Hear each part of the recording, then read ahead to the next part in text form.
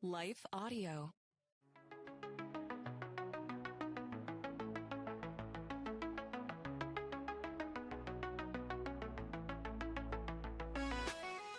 Hello, and welcome to the Confessions of a Christian Alcoholic podcast.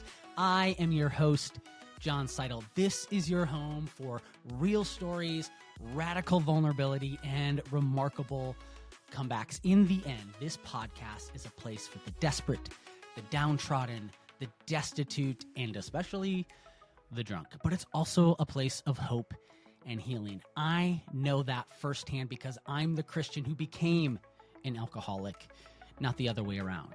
Today, I've found sobriety after decades of struggling. But more importantly than finding sobriety, I found Jesus. My prayer is that as I interview people just like you and just like me, along with professionals in the fields of trauma, faith, and addiction recovery, you will find the peace that is available to you through Christ on the other side of whatever you're going through and whatever addiction that might be. Because let's face it, we're all addicted to something. So welcome. Let's get radically vulnerable as we explore what it looks like to be on this journey of messy sanctification.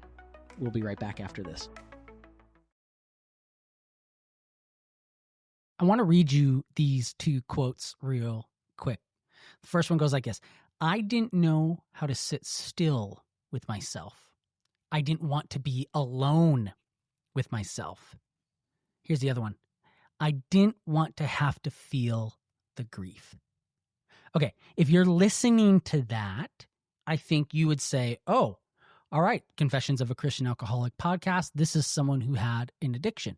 You are right.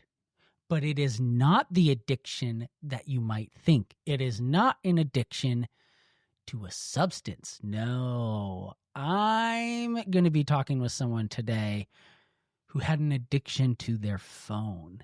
And boy, I don't know about you, but I think that is so many of us. So the other day, I talk about on this podcast and I write that we're all addicted to something, right? And someone, in a sense, kind of challenged me. They said, okay, we're all addicted to something. Your addiction is no longer alcohol. So what's your addiction now, John? And without missing a beat, here's what I can say. My new addiction is to my phone. And I am working on that, right?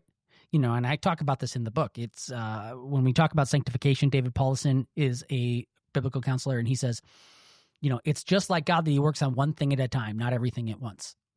So the Lord has worked on my addiction to alcohol, and now he's working on my addiction to my phone.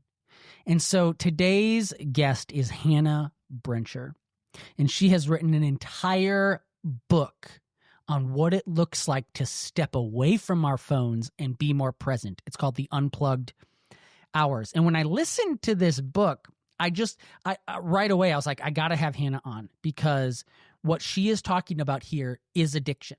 This is an addiction, a phone addiction. It's not to a substance, but it is to a thing. And when I reached out to her, she agreed. And she just was like, absolutely, let's talk about this. Hannah is one of my favorite writers of all time. She has written several books. The Unplugged Hours is just the most recent one. And she is an incredible soul who writes deeply and who connects with people so well. And so I am really looking forward to this conversation and having you hear this conversation. And I will tell you that since this conversation, I have taken a dramatic step in what it looks like to be less connected to my phone. And so I'll share that with you at the end of the podcast, what I did after her and I talked. But first, we are now about a week into the launch of Confessions of a Christian Alcoholic book. It is available at christianalcoholic.com and wherever you get your books. You can get it on Amazon. You can get it from the publisher. We are out of the pre-order window, so you can't get 40% off and free shipping from the publisher anymore. But you can get 30% off and free shipping from the publisher. I have the link at christianalcoholic.com. Thank you for all of you who have reached out and shared with me how the book so far has affected you. I would be honored if you picked up a copy. I think after you listen to this interview, you will realize again, truly, that we are all addicted to something. So go to christianalcoholic.com and either get it on Amazon or from the publisher, and let me know what you think. So without further ado, let's talk to Hannah Brencher about the addiction that so many of us can relate to, our phone. Here we go. Hannah, thank you so much for joining the Confessions of a Christian Alcoholic podcast. And I want to be clear, because I'm not trying to break news here. Hannah is not coming out as having a drinking problem on this podcast. I want to be clear. Because if you know Hannah, she's very sweet, and I don't think that's something that she's struggling with. I know it's not something she's struggling with. So thank you for coming on despite not being an alcoholic. Oh, absolutely. I'm so honored to be here. I cannot wait to have this conversation. You are a favorite person of mine, so I've been looking forward to this. Well, it's great to hear your voice, and what is funny is I heard your voice this morning because I listened to your book, The Unplugged Hours, instead of reading it. And I actually just introduced you to the clip version in Audible. We were talking before this started. Mm-hmm. And so I went back and listened to all my clips in the Audible version and got to hear you this morning. It was great. Got to spend the morning with you. I love that. Yeah, it was great. So I want to talk about, some people may be listening to this, and I talked a little bit about this in the intro, but, okay, if Hannah's not struggling with alcohol, why is she on the podcast? And so what I would say, and what I think is really important, is that when I listened to the Unplugged Hours, I was so struck by how many similarities there were in what you were saying about being addicted to your phone and what I had gone through and what I have been talking about.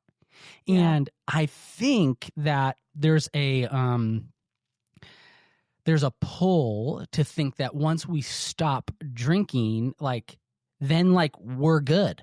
Yeah. And yet I think we so easily can trade one addiction for another if we don't get to the root of the problem. And so I want you to talk about the things that you learned and understood about yourself and how you got to those roots, because I think they are so synonymous with what we are going through. And I think, people talk about comorbidities and co-addictions. I think there's a lot of us addicted to our phones as well. So, absolutely. So I'm excited to talk about that with you. I'm ready to dive in. I love it. And it is interesting, just from the jump, it's an addiction. That's what it is. We don't want to call it an addiction because it's more socially acceptable within our culture. You look around and everybody is on their phones. Everybody is wasting time. And I say the word addiction very lightly, or not lightly, delicately, in the sense of I come from a town and a childhood full of addiction. So it's I know the realities of addiction, but I don't think that we can just start to dull this thing down or call it something that it isn't because we're uncomfortable. Because at the stake of this addiction is our lives, is our livelihoods, is our health, is our children. And so I think we need to be elevating it to this priority of this is a problem. How do we fix this? Just in the way we fix other addictions. Yeah. So let's use that as the jumping off point. When did you get to the point, and you can kind of tell your story, if you will. How did you get to the point in realizing, hey, I have a problem here, right? We talked about the first step is admitting you have a problem. How did you get to the point of realizing you had a problem when it came to your phone and technology? I think that a lot of it got expedited within COVID for a lot of people. But I think what happened in COVID was that all of a sudden we needed our phones. They were our lifelines. They were how we were connecting. They were how we were keeping in touch with one another. And so I think a lot of us built habits that were not sustainable, that were not healthy within COVID in order to get through a time that was very traumatic. But in 2021, about a year into COVID, is when I looked around and I was like, I can't keep going this way, because for me, my phone was synonymous with like getting stuff done, always being on, always being productive, an overachiever lifestyle that I had built an identity on.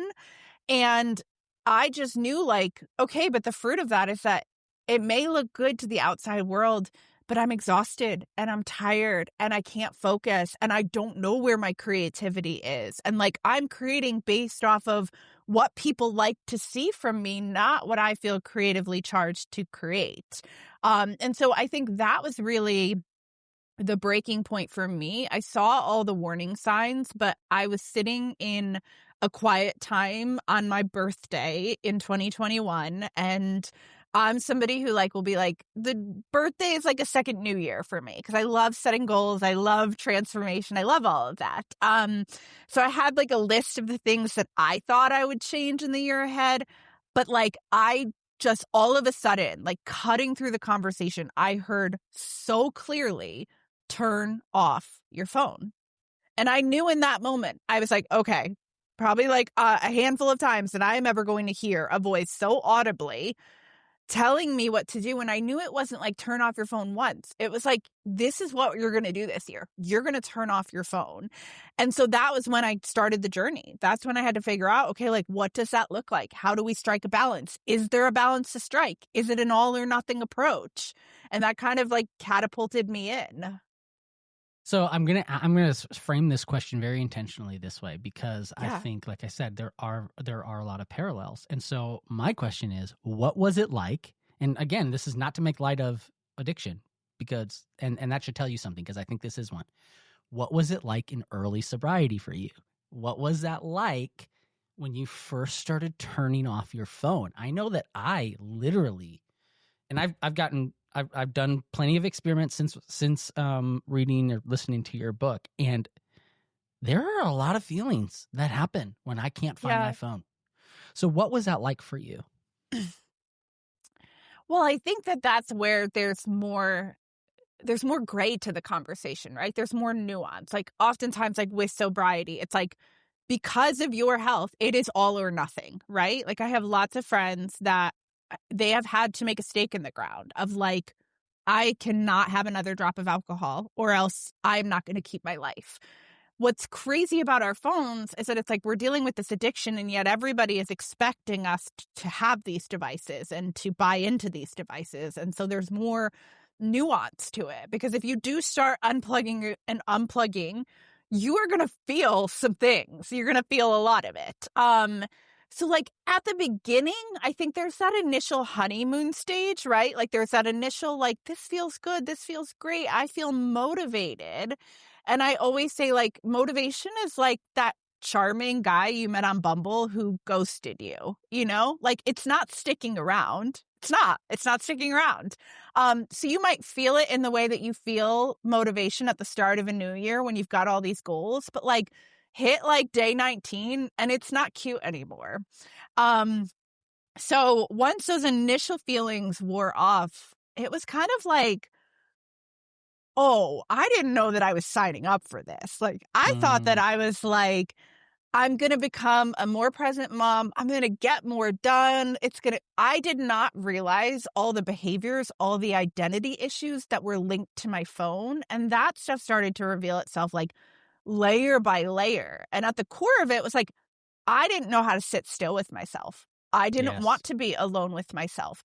Anne Lamott has this line that I put in the book about how like my mind is a bad neighborhood that I don't like to walk alone in at night. And like, as somebody with anxiety and depression, like I get that. That's real. But like I always now, like I add an addendum to it. It's like, yes, my mind is a bad neighborhood that I don't like to walk alone in at night, but I would like to volunteer to be the cleanup committee because I want a life that's full and vibrant and flourishing. And if there are hindrances, I want to move past them. I don't want to spend the next 10 years being like, this is the obstacle that I could not get over. And so I had to really challenge a lot of my beliefs, change a lot of my beliefs, change a lot of my behaviors. And like here, thousands of hours of unplugged hours later, I'm still sitting here saying, I don't think it gets easier. I don't think it gets Mm. easier. Like, I think you can easily fall right back into the habit as quickly as before if you're not careful, if you don't have boundaries, if you don't have a way to manage the addiction. You said something there that I'd like to press in on. You said that you realized that so much of your identity was wrapped up in your phone. What do you mean by that? Yeah, so I always, God is in the details. He knows what is happening far beyond what we think. So like here I am being like, I'm just going to unplug. I'm going to learn to be present. And a few years or a few months into my unplugging is when our daughter all of a sudden started dealing with a lot of health issues that we did not have answers for. It was like it put us in this like fight or flight mode, really. Anytime she'd get in the car, she would get sick. Anytime we'd get her out of the crib in the morning, she would get sick. Like it was like stop and go, going to doctor, no answers.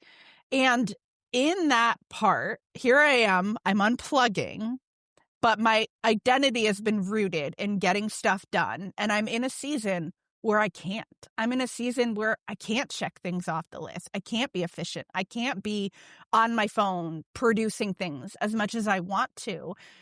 And that became a reckoning point for me because I realized I believe that I am worthwhile so long as I'm producing something.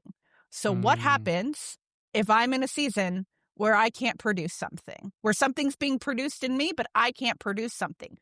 Do I still believe that I'm worthwhile? Do I still believe that I'm good? And I realized like I didn't believe that. Like, mm, and a lot of that was hooked right to my phone because our phone, it always convinces us that there's something more we can do. There's something more yes. we can check, buy, push the needle forward for like, especially for like entrepreneurs, running your own business, running your own social media accounts. There is always something on your phone that you can do. But I had to reckon with the fact that it was like, but this is not who I am. My life can't be here in this device. It has to be outside of it. So there's this funny story in the book, and I say funny because it's my story as well, and I think it's a lot of people's stories. Which, by the way, I love what you said in the beginning. You say it in the beginning of the book. I even wrote it down. It was so good. It was like we often locate ourselves in the stories and maps of others, and what I would say is that is so true. And in fact, it's why 50% of this podcast is stories of just people who have struggled with addiction, Yeah. because I located myself in some other stories.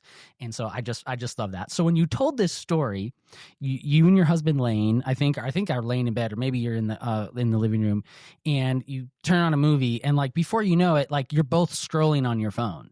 And Yep. and I'm like, guilty. That's happened in my marriage, right? So I know that's one example, but what are some of the examples in your life that you realized, oh, this is starting to be a problem? It's the constant reaching for the phone without even realizing that you're reaching for it. I think a lot of us don't even realize that we're double screening. Like people now think it's normal to be like watching a movie and also scrolling on Instagram. And it's like, no, that's more multitasking. I think I see it especially in motherhood. Like if I'm driving and picking my daughter up from school, why at like a red light or like a stop am I checking things, I think like that has been the biggest conviction point for me because I'm realizing like our kids will never grow up with a full definition of like what presence actually means. Like we have to be the models for that. So it's like we're over here and we're like screen time, screen time, screen time, but like are we looking at our own? And so I notice it at different junctures in the day where I'm like, okay, I'm here in the middle of the kitchen. Why do I have my phone right now? Like, why don't I put my Yeah. phone in a box somewhere? Why don't I keep Yeah. it up in the office and then like go into the office when I need to use the phone? Kind of like the landline that we used to have. And so I think that's a big one is like picking it up. And I think it's also like we see it a lot in our relationships. Like if you've ever been out to dinner or hanging out with a friend who just cannot be present, like if you haven't, maybe you're the friend that can't be present. I'm not sure. But like it's really I don't know, like I really think it's a deeper level of like it's not just the phone. It's all of these feelings that we combat on a daily basis of like, I don't think I matter. Like, I don't know if it matters that I'm here. I think we as humans grapple with that. And I think the phones work overtime to actually make us feel really insignificant and really small. Like, it's a lot of power in a device that at one moment, if you're going viral, you can feel on top of the world. And in one fell swoop, feel like nobody sees you and you don't matter. That's really powerful. But I've seen it happen with the phone. I want to go back to something you said too about the neighborhood in your mind, that Anne Lamott quote. Yeah. I think part of the reason that resonates so well is because, like you said, the socially acceptable way to deal with that, if you're feeling that, is to get on your phone. And so I did that too, right? And I guess maybe when that wasn't enough, I went to overdoing it on alcohol. And so I've used alcohol to cope with that feeling. So I guess my question is then, what have you seen? What have you been able to implement as a way to deal with that, that neighborhood, messy neighborhood that you don't want to be a part of at times? What have you found? How have you found the ways to cope with that or clean it up, like you said, without your phone? Yeah, I think the most important thing and something that we don't talk about enough, if I'm being honest, is what does it look like to build an inner life? What does that look like? Because we're good at building outer lives and our phones amplify our outer lives. But like when you are alone and there are no distractions and it is just you and your inner world, what is that place like? And I had to come to grips with the fact that like, I don't really like my inner world. Like, this is not a place that I really want to hang out. And so little by little, I did start to become that cleanup crew. I would find the things that like, okay, what are the limiting beliefs that I'm dealing with right now? What are the things that I'm believing about God that aren't true? What are the storylines that have been running in the background of my life that I've just accepted? And how do I start dragging these things out into the light and then starting to deal with them, not once in a quiet time, but over and over and over again? Like I became a student to like, what does it look like to build an inner life? Because like that work is hard and it's not always work that you feel like doing, but like I can tell you, like, if I'm dealing with something, if something comes to the forefront, an uncomfortable feeling, something I don't really like, something I don't really want to face, and the irony of it is that a lot of it comes through our phones. So like the very place that we're seeking to numb is often the place that makes us feel too much. But instead of just plunging deeper into a scroll, can I do the hard thing of putting the phone down, going to sit on my couch right over there, grabbing a journal and just writing about it for a second? Because like that is the thing that when I walk away, I'm like, I'm so glad I chose that fork in the road. I'm so glad I made that decision. But that's the harder decision because the easier decision is just to stay where you are and just not feel any of it, Like, and I know, like, in speaking, like, right here, like, I'm not an expert. I'm not somebody who has it all figured out. Like, I'm very much in the process. And, like, we have just been walking through a season of pregnancy loss. Like, it was a grief that I had never experienced before. And I remember in those early stages of it happening, I was on my phone a ton because I didn't want to feel anything. I didn't want to have to feel the grief, the sadness, the loneliness, the loss. So the phone was the most ready coping mechanism. I gave myself a grace period and then it was like, okay, back to your unplugged hours. And that's when I started to grapple with it and I started to deal with it and I started to see God in it because I started thrusting it into the light and said, as uncomfortable as it is, I'm going to face this because I know from this, I'm going to grow, I'm going to change, I'm going to become the person that I've always wanted to be. But like, that's the harder route. Like the easier route is the phone, the Netflix binges, the whatever it is that like makes us disconnect from like what feels hard in life. We'll be right back after this. You said something there, and first of all, thank you so much for sharing that about the pregnancy loss, and I know there's so many people that go through that more than Yeah. I can never know as a man, and I don't know what that does, right? And so I can Yeah. never pretend that. So thank you for just your radical vulnerability. I've seen you share about it, and I really appreciate it. And we love you. We love you. You and Lane. Love and, you.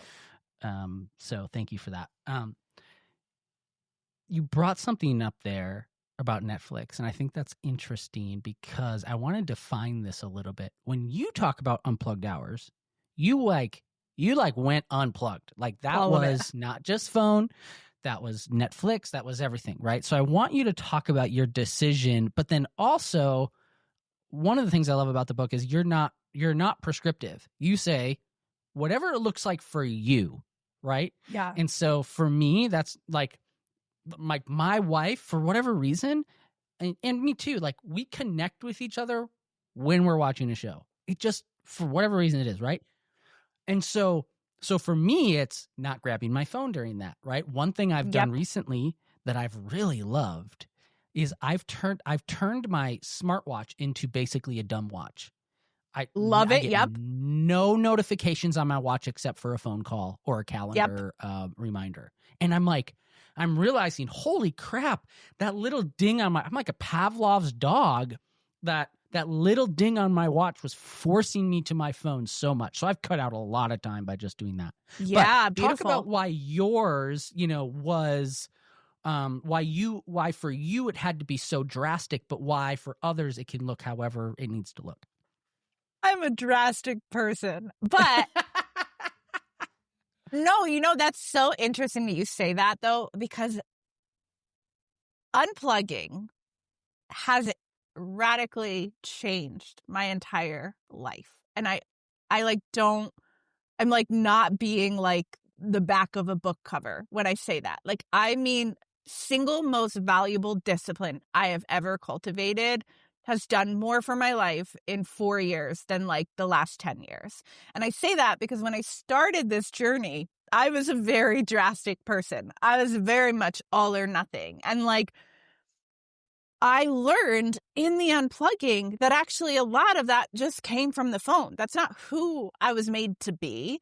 Like, there was no grace for me at the beginning of this. And as I've gone about, and then when I got to the eventual writing of the book, I was like, man, there has to be grace all over the place for this. This is a hard conversation. There's a lot of valid reasons why we are checking out and scrolling on our phones. Like, this is hard all around. And so if we don't apply grace like sunscreen, there's only going to be shame, right? Like, and I think I felt that every time I would pick up my phone and do screen time, I turned that thing off completely because I was like, this has never made me feel better about my life. It just hasn't. Like, it makes me feel. That's a great point. Like, it hasn't. I don't know. I'd love to know the science behind it, but I'm like, this feels like I'm just trying to take something away rather than add something in, right? Mm-hmm. So I will say this, like, I tell everybody, like, your unplugged hours might look different for me, and it changes in different seasons. So I'm with you. If me and my husband are watching a movie together, phones are not involved, and we've chosen to watch this thing together intentionally, I'll call that unplugged. If it's just like Tuesday, we have nothing to watch, so we look for like some crime show on Amazon, I might not readily call that unplugged because it wasn't really intentional. I think it's like where we're choosing to place our attention and then the intention that we put behind things. And so for me, like, it looks like it's device free. It's screen free. The only screen that I allow is a Kindle because, like, if you've ever been on a Kindle, you can't do anything on a Kindle. You can't browse the internet on a Kindle. Like, you're there to read a book. And so that's where it's like, really, I classify it as like, where is my attention in this moment? Is it single-minded and single-focused? And if that's the case, I'll call it unplugged. But like, I get lots of questions from people like, how do I do it right? How do I not do it right? And this and that. And I'm like, the best advice that I could give somebody before you go and turn off the phone and then feel like, what the heck do I do? Because you'll turn the phone on 5 minutes later if you have nothing to do. Like, I would challenge you. I would say, like, think about some things that you've said for a long time that you've wanted to do. Like, maybe that's like you've wanted to declutter your closet. Maybe you've wanted to write that piece of writing that's been on your heart. Maybe you've wanted to read one of the 5,000 books that you bought last year but never cracked open. Like, pick something, turn off the phone, go and do that thing in a small increment, and then come back to the phone. It's all going to be there. You will have missed nothing, but you will have gained something on the other side. And so little by little, you will start to learn, oh, my life isn't on this phone anymore. My life is outside of this phone, and I'm going to go and get busy cultivating that thing. Yeah. By the way, you talked about the Kindle. I've become a big fan of the Remarkable tablet. So instead of writing an actual journal, I write. It's technically electronic, but like but your point is same. Like, you can't do anything on it but write. By the way, Hannah mentioned true crime. That is actually how Hannah and I met. We were at a conference. I saw her speak, and she brought up her love. Yes, she brought up her love of true crime, and especially the Netflix show Making a Murderer. And that is my hometown. My And gosh. so I went up and we flipped. talked about that. Yeah. Like I'm from Manitowoc County. Yes, I wanted to take my picture with her. Then she ended up wanting to take her picture with me. And it was great. And I think when I first emailed you, I'm like, I'm the guy from Stephen Avery's town. Avery's town. I think that's how I introduced myself. So, so my gosh. when she says we're giving up mindless true crime, guys, that is an important thing. And it actually brings up a point I wanted to make, which is we tend to want to lawify everything. That's not a word, but I made it up. Yeah. But like, we want the strict, like, Hannah, just tell me what I need to do. Just tell me what I need to do and I'll do it. Right? Yeah. Whereas I think the heart behind what you're talking about is the heart. The heart behind it is the heart. You want to say your message is only you know where your heart strays and what it strays towards and whatnot. So and that's Jesus in the Sermon on the Mount, right? Like, yes, you're not murdering, but your heart is still here. So it's one of the things I loved about the book, and I think what you're saying is get to the heart. Whatever you need to do it as long as it roots that out, right? Yeah. So good. Have you ever? Oh, sorry. Go ahead. Have you ever listened to the Bema podcast? No. Okay, so it's like this. It's this podcast. They go through the whole like Hebrew Bible, like. It blew my mind up in so many ways, but they told this one story. They shared the story about Adam and Eve in the garden with the serpent. And they were getting to like, what is the core of this story? What is the root of this story? And I'll never forget it because it has echoed in my heart ever since. Like, he was talking about how like the root of this story is like that we as humans have to be able to know when enough is enough, and we don't. And like, that has resonated with me so much in discipline, in unplugging, in all of it. It's like when that still small voice can say to me, enough is enough. Enough is enough. Put down the phone. Enough is enough. Go play with your child. Enough is enough. You did enough work for today, or you got nothing done today, but still enough is enough. And I think that that's where like I'm learning that like a lot of that pressure, a lot of that more, it comes from the constant connectivity. Because as long as we're connected, there's always more. There's more to be bought. There's more to be seen. There's more to be watched. And it's like, can we get back to that place, that little voice that says, enough is enough. You're good. Step away.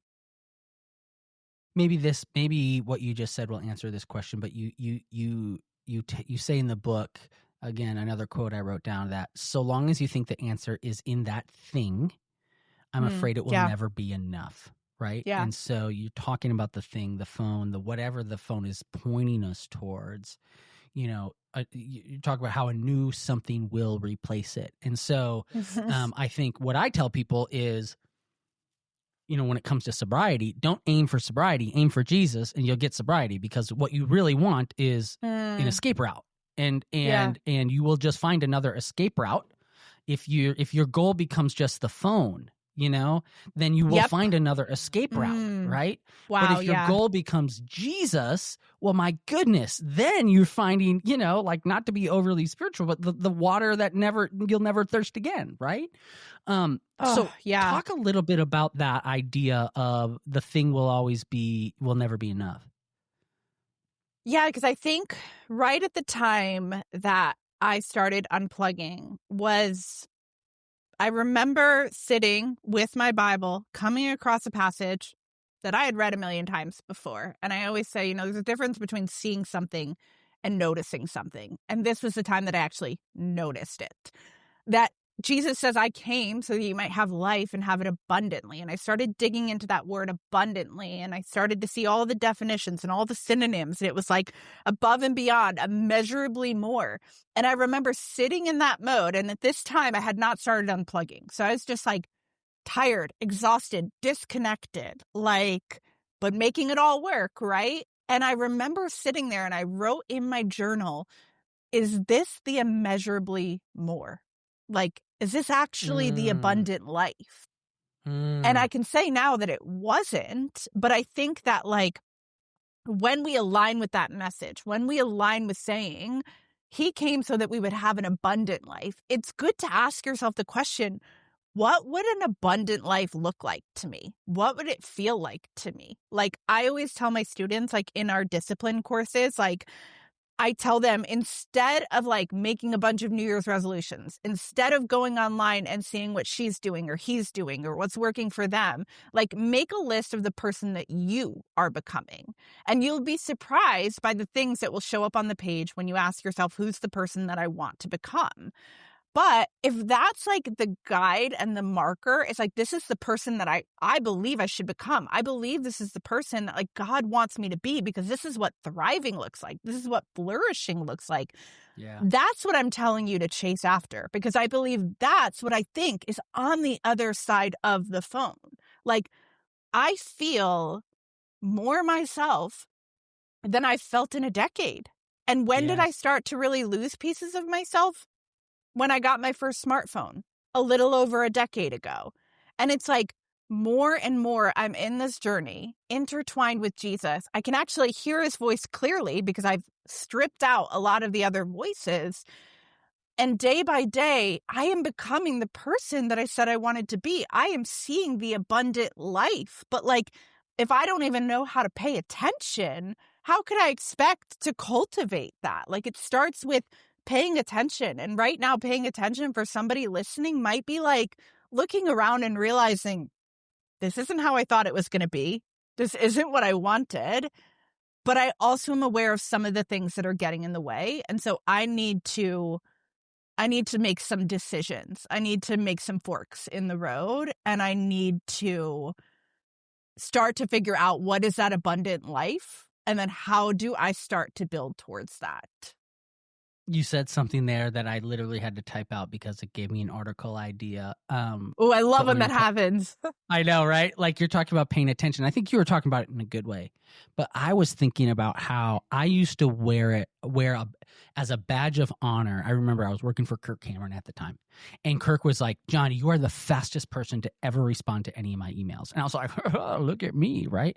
But really what that was a compulsion of my OCD. Because I couldn't stand the anxiety of thinking, oh, if I don't respond in X amount of time, then they will think I'm a failure. They will think I'm awful. They will think I'm lazy. They will think, the do that you were talking about earlier, right? And so I wonder if the flip side, the bad side of paying attention, what if paying attention has become too costly?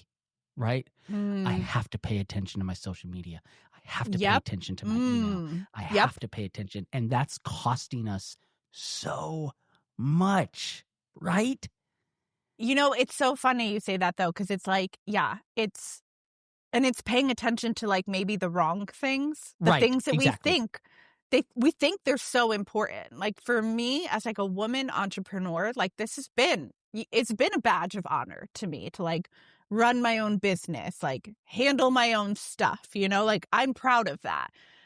But I think it was funny when I made my list of the person that I wanted to become. there was like a single image in my mind. And it was that every time that my daughter would have a birthday party or we had a party that we were going to, I was always the one like running into Target last minute, grabbing whatever gift, throwing it in the bag, buying some tissue paper, throwing it in the bag, and just showing up. And it's like, we made it. We're here.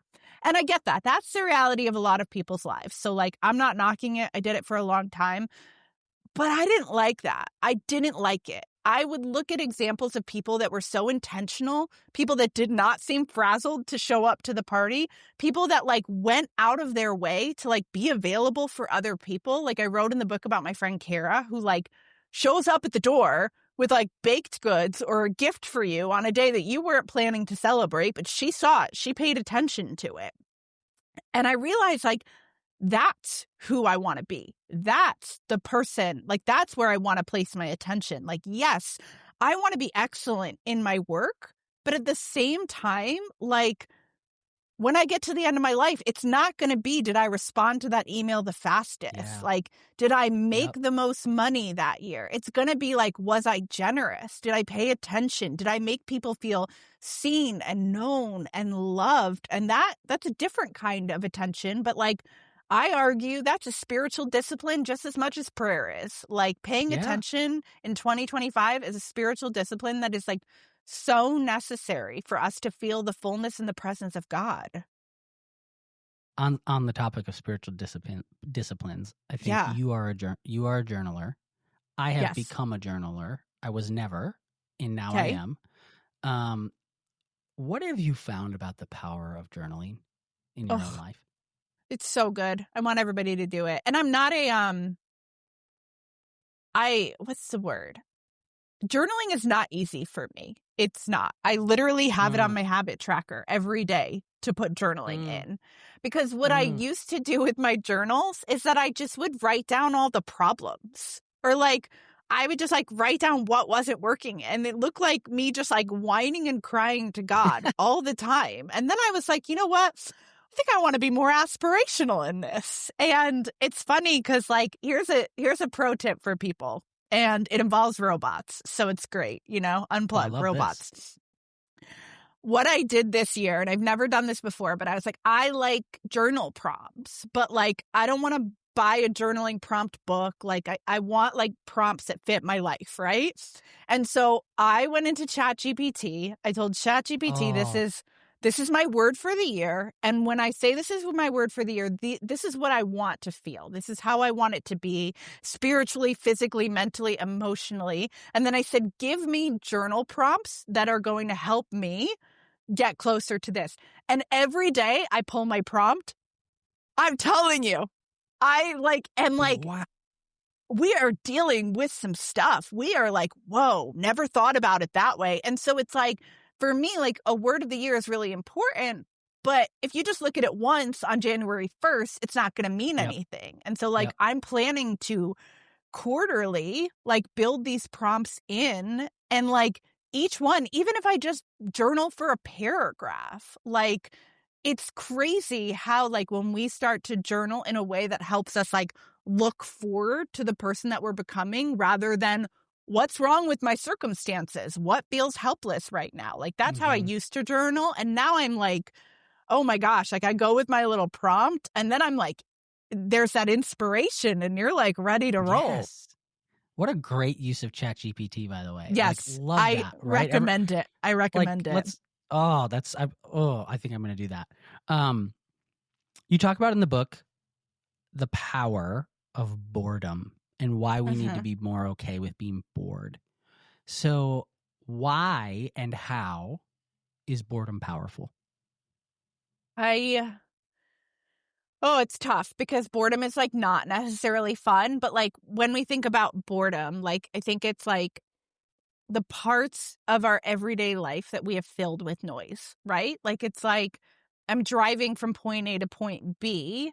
Do I have to listen to a podcast? Do I need to be learning something right now? Does there have to be an audiobook on? Like can I just sit in the stillness? Can I just allow my mind to wander? I think I see it a lot, especially like with my daughter, because like every afternoon we have her do quiet time. And there's always resistance that comes with quiet time. Like there's a lot of like, I don't want to do this because I'd rather watch or I'd rather somebody play with me, right? But like when she goes into her room to do her quiet time, give it like 5 minutes and all of a sudden I will start to hear her like building out a little world, having dialogues with herself, creating things, making art. And I'm like, that is the power of boredom. It's like not having an agenda and just working with the raw material that's there.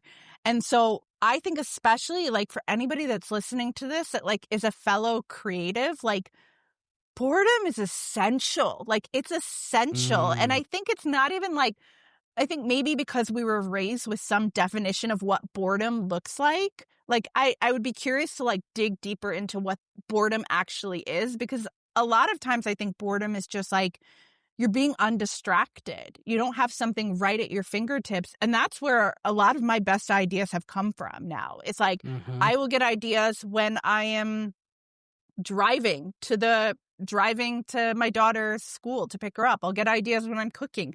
But it's because I've created a landscape in my mind that's undistracted, that is ready to catch the ideas when they show up. You know, like I had like one of the things that I wrote about in the book, and I think it might have been in that same chapter or close to that chapter, is that I used to write fiction all the time. Like I am a nonfiction author, but like I started with fiction. I loved fiction. And then I got away from fiction because fiction requires your imagination. And you know what suffers when you're always on your phone? Your imagination. Yeah. And it is my dream to write novels, and I believe that will happen. I'm declaring it here. But like I had an instance, and this has happened many times since starting to unplug, but I had an instance a few months ago where I was driving to my friend's house on the other side of town. It was like a 35-minute drive in Atlanta traffic. And from start to finish, I didn't turn anything on. I was just following my GPS on the screen. And from start to finish, I was like watching movie scenes play out in my head of characters and the dialogue they were having with each other. Scenes I had never seen before, I had never thought of before. And it was just playing out in front of me for 35 minutes. And that was like one of the wildest experiences that I still can't really explain to most people, because like they're kind of like, that's weird, that's strange. But like, that's what happens when you allow yourself to be undistracted. When you're like, I'm not going to do something in this moment. I'm going to choose to be. I think that's associated with boredom, right? Being and boredom. And then that's where so many beautiful, creative, vibrant ideas and things can come out of that space. We'll be right back after this. You know, I think we have gotten addicted to the idea that every single moment of our lives has to be maximized, right? And so like you said, I'm in the car. Okay, I gotta, especially if you're an entrepreneur or whatnot, right? Okay, I have to be listening to this Tim Ferriss podcast, right? Or I have to be, I've got 20 minutes, and so I need to just learn, eat, for my brain and all that kind of stuff. And so, and yet, I think what I have, like I used to listen to sports radio all the time. Again, I'm not saying if you listen to sports radio, you're a bad person. No. But me, knowing my heart, what I realized is I was using that as just like this mindless, whatever, and not in a good way. I was using it as an escape. I haven't listened to sports radio in probably over a year. And so when I'm in my car, I have a low grade worship music on. I'm the guy I made fun of growing up, and I just let my mind go wherever God wants it to go. And sometimes it's praying, and sometimes it's thinking, and sometimes it's ideas and whatnot.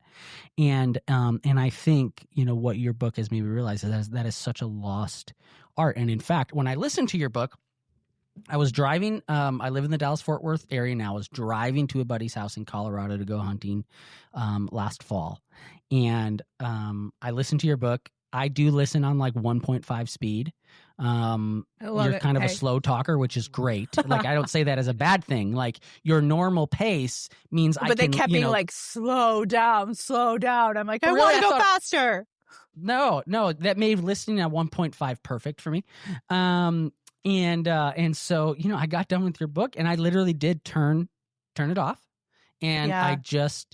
I don't even know how long.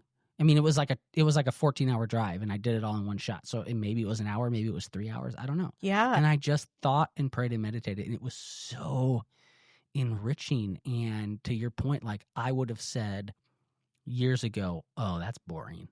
And yet I'm literally watching the antelope on the plains, and I'm like, I wonder what that was like, when they're taming the West. And, it's just weird stuff, but it was great. No, yeah. But like to your point, though, I wonder if a few years ago, like you would have been able to do that. Because, right, like that's what we True. mean when we say you're able to be in your mind. You're able to be in your neighborhood in your mind. It's like, had I done that a few years ago after turning off the phone, I think I would have fallen into a cycle of rumination, like, Yes. but it's because that Great was my point. thing for a long time. But like, it's like the more you do it and the more you practice it and the more you realize like you can be alone with your thoughts and the world's not going to close in on you. Like you're not going anywhere. You're going to be okay. Like, but like, I think that's a lot of like training and discipline and sitting with yourself and probably sitting with the behaviors. Like, cause I'll never forget this, like a friend of mine who dealt with pretty extensive drug addiction, like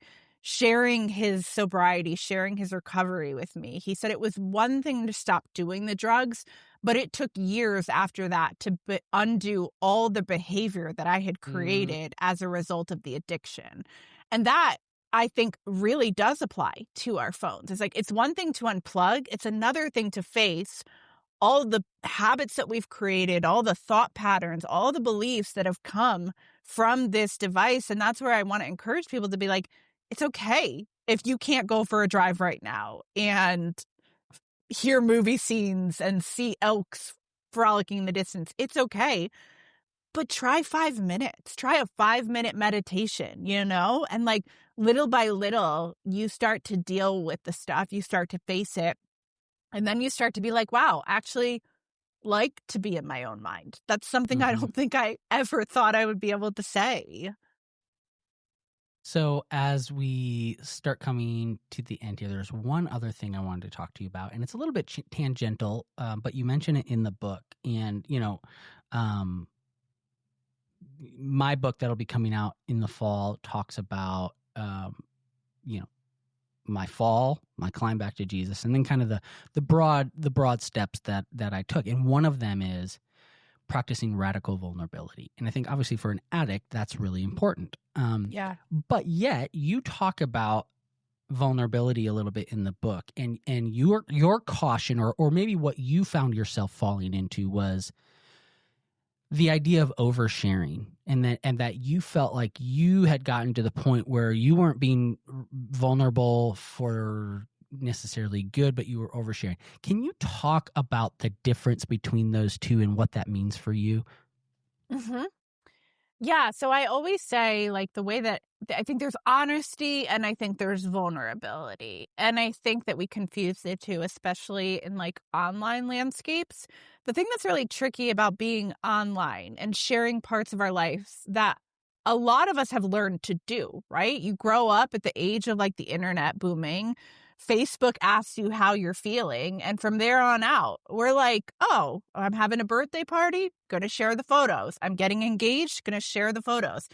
What I think is really tricky with all of that is that, like, whether we realize it or not, like, we're getting all of these like dopamine hits mixed into the things that we're sharing. And so it's great when everybody's happy for you. It's great when like, this is my theory and I could back it with research, but like my theory is that when you see the people online who chronically overshare and you're like, why are they doing this again? Why are they posting this? Probably because the first time they did it, I'm sure there was a wave of people that were like, this is good, proud of you, never seen you be vulnerable like this before. All of that dopamine coming in at once convinces you, let's just do this again and again and again. And we see it in all different areas of the online landscape of like people that you're like, that's a little bit too much. But in their minds, they're going for the dopamine hit, right? Yeah. Now, Yeah. to pull back and to say, okay, like my life, like my life is not like me sharing my life online is not necessarily vulnerable. Doesn't mean that it's not honest. But vulnerability for me looks like having hard conversations with my girlfriend, or admitting Yeah. when I'm wrong to my husband, or, opening up my life to like people that are going to be able to speak into it and lift me up and pull me out of that space. And it's not to say that you can't be vulnerable on the internet. I just don't think those are the people that are coming at 2 a.m. for you. Like, I know like Mm. that's not what I'm expecting out of like my audience on social media. But what you have to understand too, though, is like you're not going to get that same dopamine hit. Like, yes, it's going to be better for the long haul, but in the moment, it's not going to feel as pretty. No one's going to see it. It's not going to seem very flashy. It's different than I'm going to craft a post and share it online and then get everybody to tell me I'm doing okay. But like, I was just having a conversation at brunch with my girlfriends, and they were like, I don't know how you do it. I don't know how you share pieces of your life. I don't know how you're an online figure, like open to criticism, this and that. And I had a moment in that brunch where I just like had this revelation. I said, I'm able to do it because my life's not there anymore. Like, that's a calling for me. That's something that I love. I love showing up to be a light and encourage other people online. But when I turn off my phone, I step right back into my life, and my life is right here, and my people are right here, and like my callings are right here. And that's the separation that like 10 years ago, I would have told you if it didn't happen on Instagram, it didn't happen at all. And like, that's where I think oversharing comes from. And I think it comes from a place of like loneliness too, is like maybe you don't have people that you feel that close with, that like sharing something online in that capacity makes you feel like people are with you. And it's not to say that people aren't with you in those spaces. But I think it's another thing entirely to like fight to find the people that will take your baggage, that will take your good, your hard, you're not filtered, you're ugly. And I think that same applies to God. I think it applies to like, I could create a post about this, or I could really go and wrestle with this in my time with God and like see the fruit that comes out of it. One is going to be much harder than the other, but like the fruit it yields is just so much sweeter. I'm so glad you talked about that distinction, because I think it's one that I want to encourage, especially when I talk about this. Is when I talk about radical vulnerability, I'm not talking now. Maybe for some people it is sharing online or whatnot, but I would say what I'm really wanting people to do is to be cliche, like find your people, right? To be known, and in fact, you can hide behind posting something online and then not really be known by anyone. And guess what? Yeah. That's not actually, like you said, that's not actually being vulnerable, because the heart of being vulnerable is to be known, right? Yeah. And so, I talk about vulnerability. Brene Brown does, but that vulnerability is how you combat shame, and really what's at the root of that vulnerability is connection. And so if you're just sharing for likes and clicks and dopamine hits, oh, that rhymes. Likes and clicks and dopamine hits. Then yeah, right. Then you're really, I know. Then you're really not sharing for the heart of why you need to be. So I appreciate that distinction. Last question. Well, second to last question, because I want to ask where people can go. But if someone's wanting to start the Unplugged Hours, and if they get your book, which is great, and they should, I think it comes with some downloadable resources. At least in the audio book, it was downloadable, but I believe it has some resources attached to the physical copy. If someone wants to start the Unplugged Hours, what's your best piece of advice?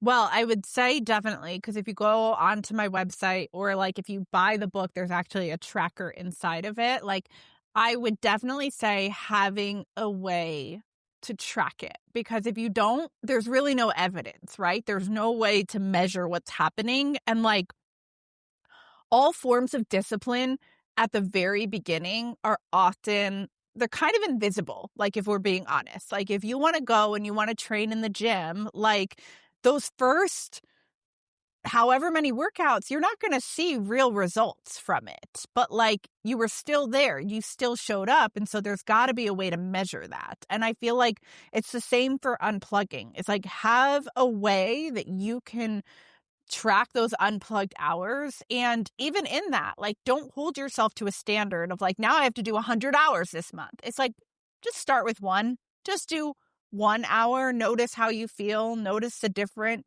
Get really curious about it. And if an hour is too long for you, like start with 15 minutes. There's no shame in that. Start with 20 minutes and like little by little mark it off and build up. That would be like my biggest tip. It's like definitely having a way to measure it because you can't manage what you don't measure. Ooh, that's good. That's good. Almost as good as likes, clicks, and dopamine hits. Likes, clicks, and dopamine hits. We're here for it all. We've all been there. So if people want to learn more and you have, I mean, like I would say also, if you're just interested in writing and you're a creative, like Hannah offers some amazing cohorts and stuff via her website. So if people want to check out not just the Unplugged Hours, but what you're offering and what you're, calling people to in I think, which is one of the best online creative communities, where should they go? Yeah, so you can go to hannahbrencher.com or Hannah Brencher on any form of social media. That's where I write about discipline, faith, writing, all of the things. And then the book is The Unplugged Hours. Here she is. She is available wherever books are sold, Amazon, indie bookstores, support and shop local. But yeah, that's where all the trackers are. So come get the trackers, try it out. I don't even need, well, hopefully you'll buy the book, but just start unplugging for yourself. That's my biggest wish and my biggest prayer for this book is that you would start to unplug and you would see, oh, I get it. I get why she wrote a whole book about this because this is really life-changing. And it really is. And like I said, like I haven't done it perfectly.